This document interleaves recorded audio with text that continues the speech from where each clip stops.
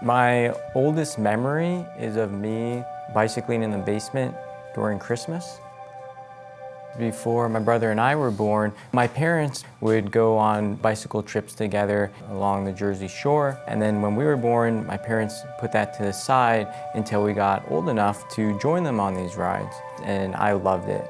I started to have dreams of racing the Tour de France until there was a kids race near where I live, and my parents asked if I'd like to do it. So I did the race, and surprisingly I won the race, and I kept on cycling. And I did with my brother, and my dad coached me, and between my brother and I, we won 6 United States National Championship titles. And in 2008, we got invited to join a development team in France, and they've developed a number of riders who go on to race the Tour de France. And so it was starting to look like my dream was coming true.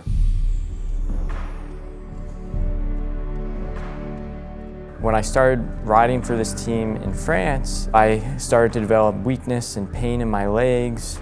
I'm very in tune with my body, and I just knew something was off, so tried rest, recovery, physical therapy, but it got so bad that going up a staircase, it felt like I had cinder blocks tied to my feet. I had to leave my French cycling team. In a matter of only a few years, I went from being a national champion to my lower legs degrading so much that I required a cane and ankle braces to walk. By the time I was finished with high school, I'd undergone 15 surgeries that left behind over 6 feet of surgical scars and with little to no improvement. Eventually, Justin had to leave university, but he also left his faith. I stopped attending Mass, and I developed this bitterness, resentment towards God because of suffering. There was about a year and a half where it felt as if every day were the worst day of my life.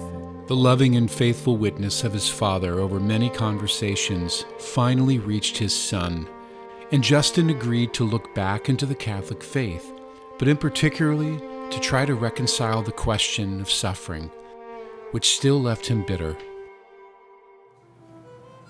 In my walk, I did find that there is a God, that He does love us, that the Catholic Church is the true religion, but I did not find the answers to the meaning of suffering because I ran into quotes from St. Faustina. She called suffering a grace, and in the same paragraph in her diary, she thanked God for medical treatment.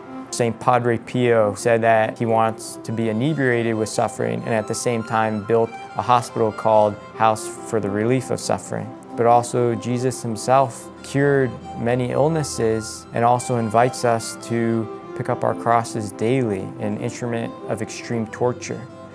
With all this confusion and appearance of contradiction, I couldn't understand what God thought of suffering. Did He like it? Did He not like it? What is He doing about it? I am so happy with what I have found because it's changed everything. What Jesus has done on the cross, I'll be working on grasping for the rest of my life. Love saves, not suffering. Love is the gift, not suffering itself. Love transforms. It's not about the intensity of pain. It's about the purity of love.